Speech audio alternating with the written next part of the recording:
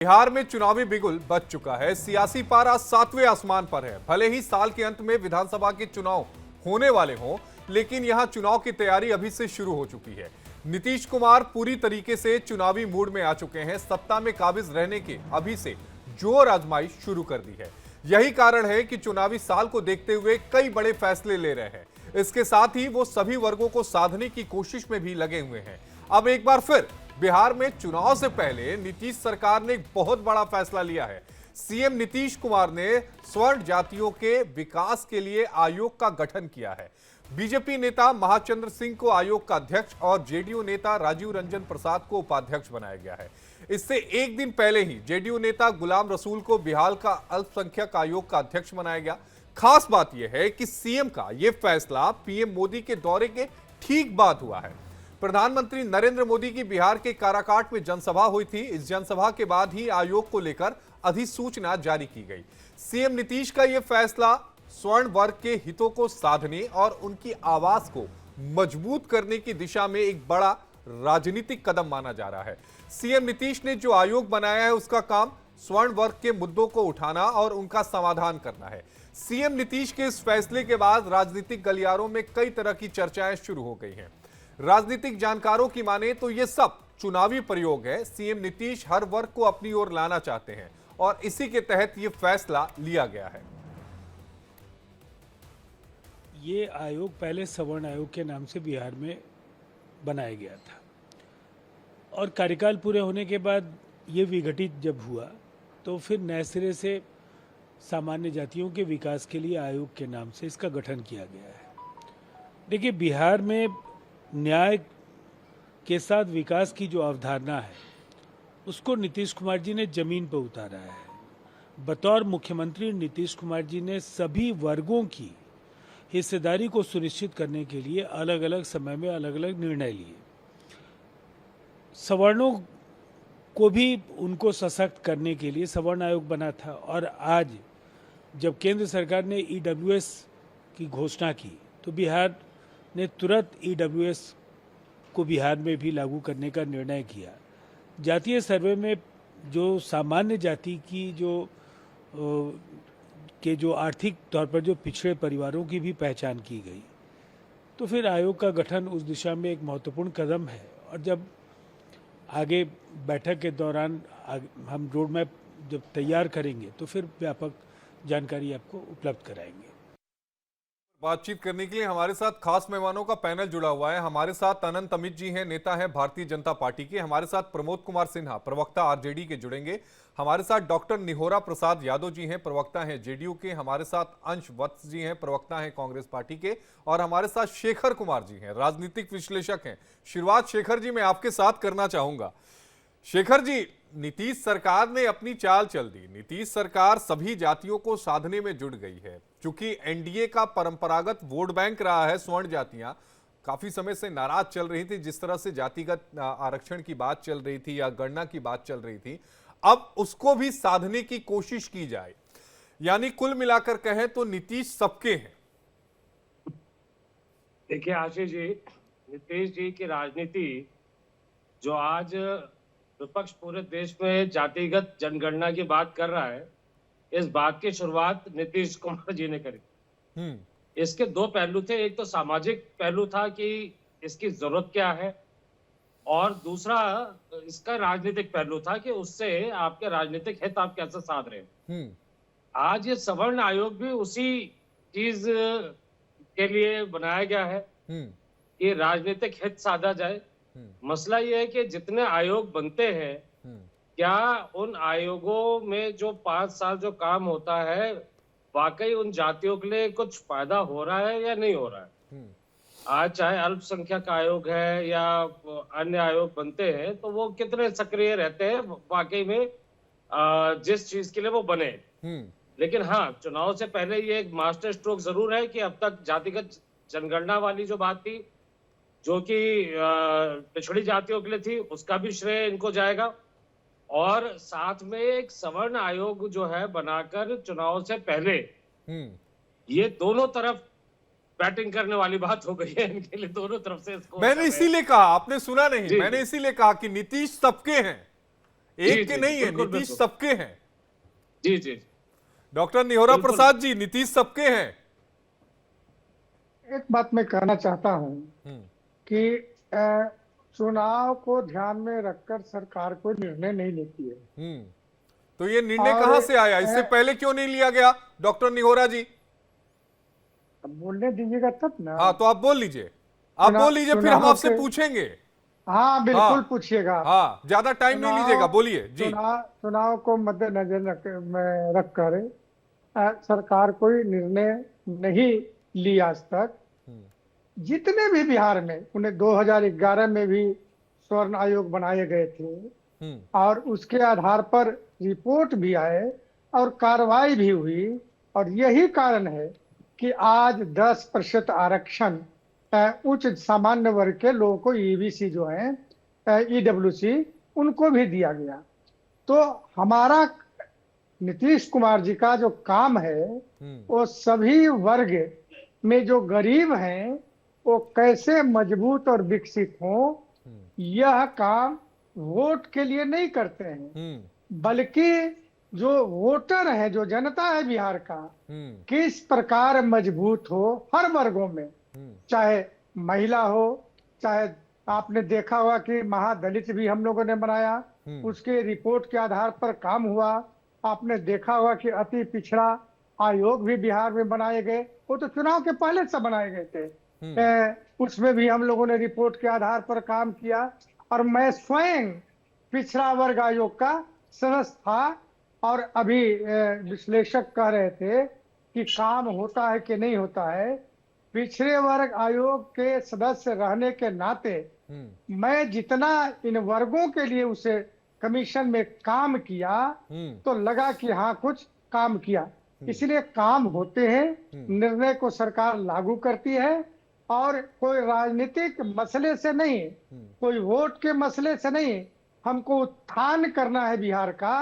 और जब बिहार का हम उत्थान करेंगे तो बिहार में जो गरीब लोग हैं, चाहे किसी वर्ग से आते जी। हो, अपर कास्ट से क्यों नहीं हो, पिछड़े से क्यों नहीं हो, जो गरीब वर्ग के लोग हैं, जो गरीबी रेखा से नीचे हैं, उनको किस प्रकार मजबूत किया जाए।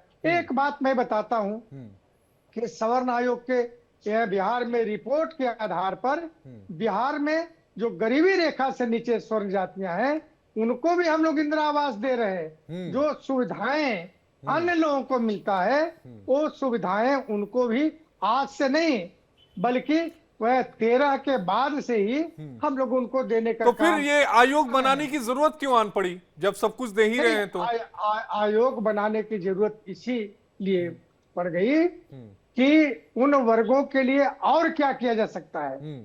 सरकार उन वर्गों का भी ठीक- तो वर्गीकरण नहीं कर देंगे ना? नहीं नहीं नहीं नहीं, नहीं। हाँ। वर्गों का वर्गीकरण करने का सवाल कहाँ है? जो नहीं उन ना। वर्ग जो ठीक है, अंशवत जी कांग्रेस के प्रवक्ता हैं, एक बार सबके पास पहले चले जाएं। अंशवत जी कांग्रेस के प्रवक्ता हैं, फिर मैं अमित जी के पास आऊंगा। अंश जी, आपका रिएक्शन। सबसे पहले आपके सभी दर्शकों को मेरा नमस्कार और मेरे को पैनलिस्ट को मेरा नमस्कार। आपने यहाँ पे कहा कि नीतीश जी सबके हैं। सच्चाई यह है कि नीतीश जी सबके नहीं, सिर्फ वहां पे है जहां पे उनको राजनीति दिखती है, जहां पे अरे उनको सत्ता अंश जी, दिखती है। 2015 में आपके भी थे, ये मत बोलिए कि आपके नहीं थे। 2015 में आपके भी थे भाई साहब। नहीं नहीं, हाँ मैं पूरा जवाब दे देता हूँ, क्योंकि सच्चाई है कि अगर नीतीश जी सबके होते तो आज बिहार के युवाओं को पलायन नहीं करना पड़ता। अगर नीतीश जी सबके होते तो आज जंगल राज इतना फैल नहीं रहा होता कि कभी एक शिक्षक की गोली मारकर हत्या हो जाती, कभी जो है 26 मई को जैसा आपने देखा होगा तस्वीरें कि पुलिस के सामने गोलीबारी हो रही है, तो ये सब चीजें नहीं होती। अब मैं आपके विषय पर आ जाता हूँ। सच्चाई ये है कि 2011 में भी इसका गठन किया गया था, जिस समय पे नीतीश कुमार जी मुख्यमंत्री थे। और हम लोग क्यों कह रहे हैं कि ये जो है ये एक चुनावी प्रयोग है, क्योंकि सवाल ये है कि आप तमाम कमेटियों का गठन करते, तमाम आयोगों का गठन करते, तमाम सिफारिश आती है, लेकिन सिफारिशों पे क्या आपने कभी अमल किया है? अगर मैं हाल फिलहाल का अगर उदाहरण लूं, आपने 2000 अभी कास्ट सर्वे किया, कास्ट सर्वे का आपने करवा के उसका क्या आपने लागू किया, ये सवाल हम पूछेंगे। 2011 में तमाम सिफारिश आई। सच्चाई ये है कि बिहार के 36% स्वर्ण जो जाति के लोग हैं वो गरीबी रेखा से नीचे है, जिसकी सिफारिश की उन्होंने बात की, लेकिन अभी तक वो धूल चाट रही है सिफारिशें। सच्चाई ये कि 55% जो स्वर्ण जाति के हैं उनके पास 1 एकड़ की भी जमीन नहीं है। इस पर आपने क्या कदम उठाया? इस पर आप नहीं जवाब दे पाएंगे। अच्छा, ये बताइए ना, अंश जी कि कांग्रेस ने स्वर्ण जाति का मुद्दा कब उठाया, मुझे ध्यान में नहीं है, मेरी थोड़ी सी हो सकता है मेमोरी कमजोर हो, आप बताइए, मुझे ध्यान में नहीं, आपको याद है कब उठाया था? देखिए 2010 में ये मुद्दा उठा था, जिस समय पे लालू 15 यादव साल जी ने- पहले। हाँ 2010 में लालू यादव जी ने इसको उठाया था। 2011 में नीतीश कुमार जी मुख्यमंत्री बने थे। कांग्रेस ने कभी नहीं उठाया। नहीं तो अरे आप आरजेडी के प्रवक्ता नहीं है भाई साहब, कांग्रेस के प्रवक्ता हैं, आप कांग्रेस के हिसाब से बोलिए ना। क्या हमारे गठबंधन के सहयोगी नहीं थे? क्या हमारे गठबंधन के सहयोगी नहीं थे लालू यादव जी? हम गठबंधन में चुनाव लड़ते हैं तो हम गठबंधन में बात करेंगे ना।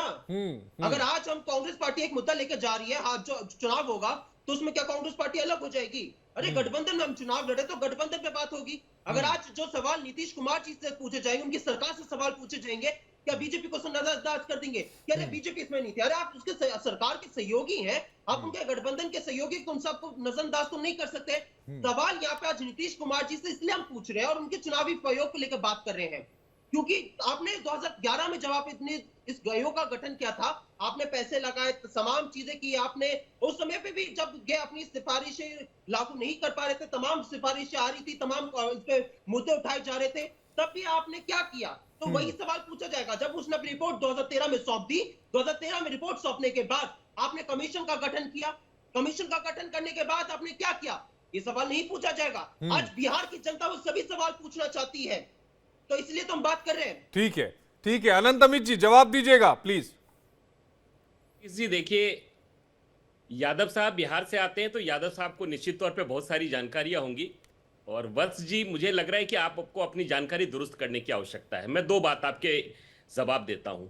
आप कह रहे थे लालू यादव जी ने बात उठाया। आशीष जी आपको पता है हमारी सरकार ने 10 जनवरी 2019 को 10% स्वर्ण आरक्षण देने की काम किया, एनडीए सरकार ने, भाजपा की सरकार ने किया। दूसरी बात, 2011 में 27 जनवरी 2011 में बिहार में स्वर्ण आयोग का गठन होता है, देश का पहला प्रदेश होता है जहां पे स्वर्ण आयोग का गठन होता है। 2013 में वो आयोग एक रिपोर्ट सौंपती है 13 जिला का सर्वेक्षण करने के बाद, और बस जी मैं बता देना चाहता हूं, उसी सर्वेक्षण के आधार पे बिहार के ईडब्ल्यूएस स्वर्ण S4 के स्वर्ण लोगों को 1.5 लाख रुपए देने का सरकार काम करती है, जो गरीबी रेखा से नीचे के लोग हैं, और 1 से 10वीं तक के बच्चों को 10,000 रुपए देने का भी काम बिहार सरकार ने किया था। ये आपकी जानकारी के लिए बता दें। और आप स्वर्ण आय की बात कर रहे हैं, एक लालू यादव की सरकार थी, आरजेडी की सरकार थी, जो कि हमारी 10% आरक्षण के खिलाफ थी। वो बोल नहीं रही थी लेकिन विरोध में थी, बल्कि आपकी पार्टी भी हमारे साथ थी। आप क्या बात करेंगे? आप अपनी जानकारी को दुरुस्त करिए।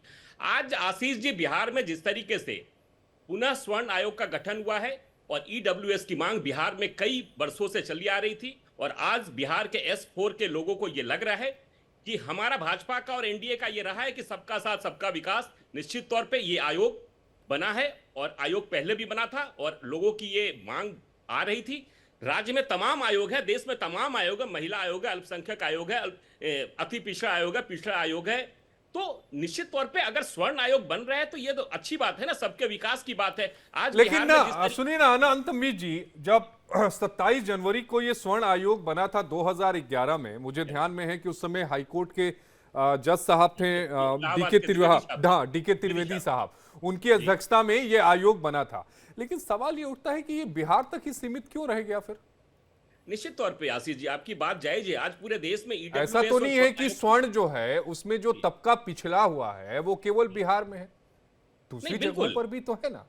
बिल्कुल आशीष जी, तभी देखिए 2019 में जब हमारी सरकार ने केंद्र में 10% आरक्षण जब स्वर्ण के ईडब्ल्यूएस को दिया, तो आपने देखा होगा कि पूरे देश में किसी भी दल ने ना इसका विरोध किया, न आरक्षण को लेके किसी ने कोई विरोध किया। ये पहला ऐसा हमारा दाव था और ये हमारा पहला ऐसा सफल प्रयोग था जो कि तमाम समुदाय के लोगों ने, तमाम जाति के लोगों ने उसको स्वीकार किया, और आज वो लागू है। और जिस तरीके से चल रहा है, आज उसको लोग 21% करने की मांग कर रहे हैं। सरकार उस पर भी गंभीर है। चुनाव का समय है, निश्चित तौर पे लोगों को ये लग रहा होगा कि चुनाव के लिए किया गया है, लेकिन ये चुनाव के लिए नहीं। जिस तरीके से यादव साहब ने कहा कि ये बिहार की मांग थी, कई वर्षों की मांग थी, और बीच में ये चूंकि बंद हो चुका था, पुनः इसको आयोग को गठित किया गया है, और हमें ये लग रहा है कि बिहार के लोगों की आशाओं के अनुरूप में सरकार काम करेगी और उनकी। अनंत अमित जी, अभी तक मुझे समझ में नहीं आया कि इस आयोग के गठन करने के पीछे मंशा क्या है?